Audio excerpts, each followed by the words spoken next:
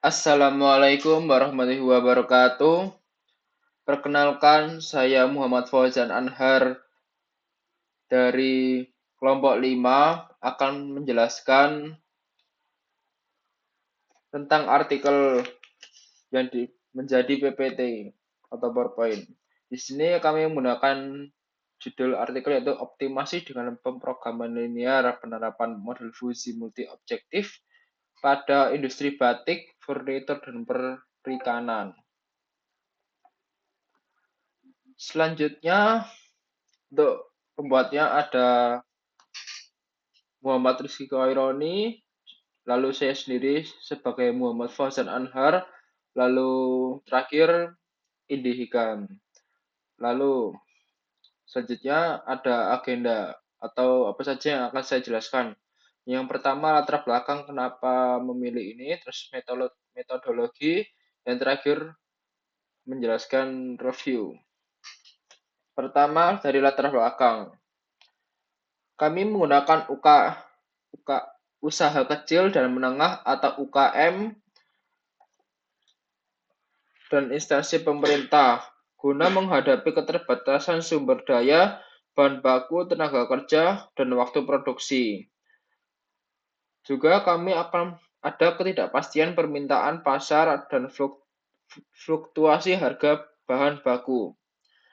Di sini kami menggunakan riset operasi khususnya program linear atau LP menjadi alat penting untuk optimasi.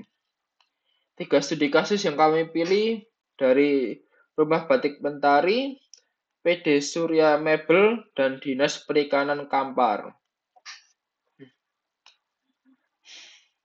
Secara keseluruhan, penerapan model optimasi terbukti meningkatkan efisiensi, profitabilitas, dan keberlanjutan usaha di berbagai sektor. Metodologi. Pada metodologi yang kita pilih pada bagian pertama yaitu rumah batik.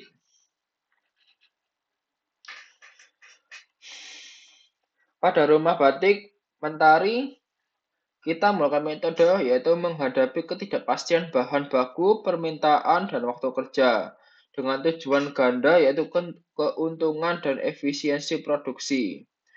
Juga solusi kompromi dengan membership function. Lalu, yang kedua ada PD Surya Mebel dengan linear programming juga yang dimana fokus pada kombinasi produk furnitur dengan tujuan maksimasi laba dengan batasan bahan baku, tenaga kerja, dan waktu. Perhitungan dibantu dengan pada artikel ini dijelaskan bahwa dibantu dengan sebuah software yaitu software Lindo. Ada juga dinas perikanan yang terakhir.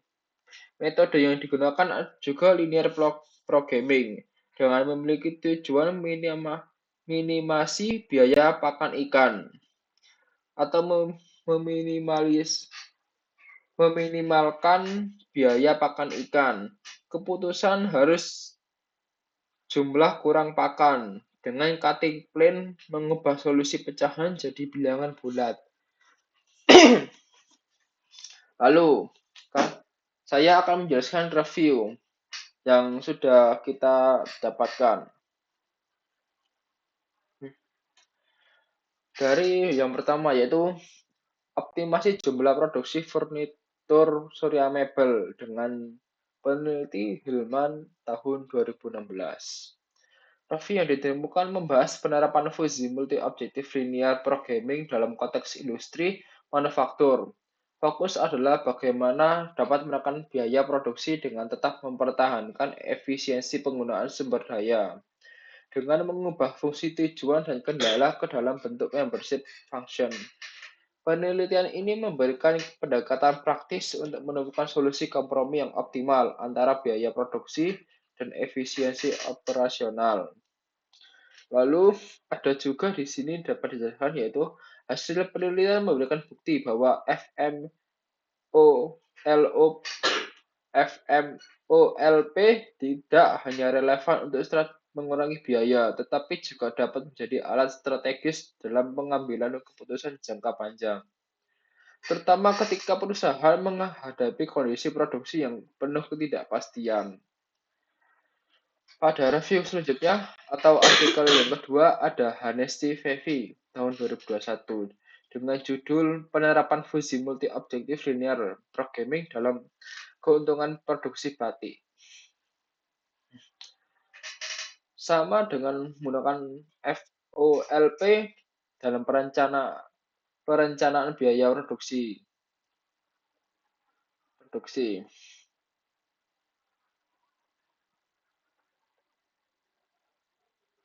Digunakan untuk mengakomodasi kondisi produksi yang tidak pasti sehingga perusahaan dapat memperoleh solusi yang kompromi, juga lebih realistis antara efisiensi biaya dan kualitas hasil produksi. Kontribusi utama peneliti ini adalah memberikan pendekatan matematis yang fleksibel untuk industri perkapalan. Ya. Lalu yang terakhir ada Bariati et al. Tahun 2018. Efisiensi pemberdayaan ikan dan benih ikan oleh pemerintah Kabupaten Kampar. Di sini dengan metode integrated linear programming atau ILP dengan metode cutting plane digunakan untuk alokasi pakan ikan. Keputusan integral realistis sesuai kebutuhan lapangan. Contoh penerapan nyata optimasi di sektor perikanan. Sekaligus memperlihatkan bagaimana metode matematis dapat membantu pemerintahan daerah dalam meningkatkan efisiensi pemberdayaan ikan dan benih ikan secara sistematis. Yang terakhir, kami memiliki kesimpulan. Pada kesimpulan yang pertama, optimasi kuantitatif meningkatkan efisiensi, efektivitas, dan profitabilitas. Yang kedua ada FMOLP, efektif untuk ketidakpastian dan tujuan ganda. Lalu ada linear programming, sederhana dan efisien untuk kondisi pasti. Yang ketiga ada integer linear programming atau ILP, penting untuk keputusan integral realistis. Yang terakhir ada penerapan metode sesuai karakteristik masalah alat strategis dalam perencanaan dan alokasi sumber daya. Sekian penjelasan dari saya. Mohon maaf bila ada kesalahan dalam perkataan dan dalam ketikan yang sudah kami jabarkan. Mohon maaf. Terima kasih telah menonton. Wassalamualaikum warahmatullahi wabarakatuh.